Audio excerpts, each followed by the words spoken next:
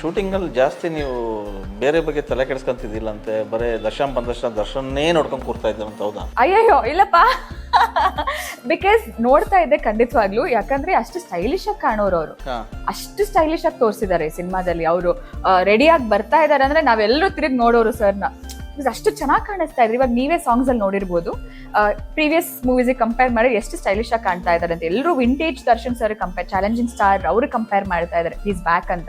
So ಅಷ್ಟು stylish ಆಗಿ ಕಾಣ್ತಾ ಇದಾರೆ ಸರ್ ಇದರಲ್ಲಿ. ಅದಕ್ಕೆ ಆ ಪಾತ್ರಕ್ಕೆ ಏನ್ ಬೇಕು ಅಷ್ಟು ಡೆಡಿಕೇಟ್ ಇಟ್ಕೊಂಡು ಕಷ್ಟ ಆದ್ರೂ ಮಾಡಿ ಪಾಪ ಅಷ್ಟು ಚೆನ್ನಾಗಿ ಕಾಣ್ತಾ ಇದ್ರು ಅವ್ರು ಬರ್ಬೇಕಾದ್ರೆ. ಸೊ ನಾವೆಲ್ಲರೂ ಅವ್ರನ್ನ ಅಡ್ಮೈರ್ ಮಾಡ್ತಾ ಇದ್ವಿ. ಆ ಥೈಲ್ಯಾಂಡ್ ಸಾಂಗ್ ಅಲ್ಲಿ ಜಾಸ್ತಿ ನೀವೇ ಡ್ಯಾನ್ಸ್ ಮಾಡಿದಿರಿ, ಸರ್ನ ಡ್ಯಾನ್ಸ್ ಮಾಡಿಸೋ ಪ್ರಯತ್ನ ಬಾಳಿಲ್ವಾ ನೀವು ಅಂತ? ಅದು ನನ್ನ ಸಾಂಗ್, ಸೊ ನಾನೇ ಕಾಣಿಸ್ಕೊಂಡೆ ಎಲ್ಲ ಕಡೆ. ಇಲ್ಲ ಅದಕ್ಕೆ ಅಂದ್ರೆ ಅದೇ ಹೇಳ್ದೆ ಅಲ್ಲ ಸರ್, ಇಲ್ಲಿ ಯಾವ್ದು ಯಾವ ಸಾಂಗ್ಸ್ ಕೂಡ ಆಡ್ ಆನ್ ಅಂತ ಏನೂ ಇಲ್ಲ. ಅದ್ ನಿಮಗೆ ಗೊತ್ತಾಗತ್ತೆ ಆ ಸಾಂಗ್ ಯಾಕೆ ಬಂತು ಅಂಡ್ ಒಂದೊಂದು ಲಿರಿಕ್ಸ್ ಕೂಡ ಅಲ್ಲಿ ಏನಕ್ಕಿದೆ ಅನ್ನೋದು ಪ್ರತಿಯೊಂದು ಸಿನಿಮಾ ನೋಡಿದಾಗ ಗೊತ್ತಾಗತ್ತೆ. ಅವ್ರು ಯಾಕೆ ಅಷ್ಟರಲ್ಲೇ ಇದ್ದಾರೆ, ಏನಕ್ಕೆ ಹಂಗಿದೆ, ಸೊ ಅದು ಸಿನಿಮಾ ನೋಡಿದಾಗ ಗೊತ್ತಾಗತ್ತೆ. ಎಲ್ಲೂ ಹೆಚ್ಚು ಕಮ್ಮಿ ಆ ಕ್ಯಾರೆಕ್ಟರ್ಗೆ ಏನ್ ಬೇಕು ಅದನ್ನ ಮಾತ್ರ ಕೊಟ್ಟಿರೋದು.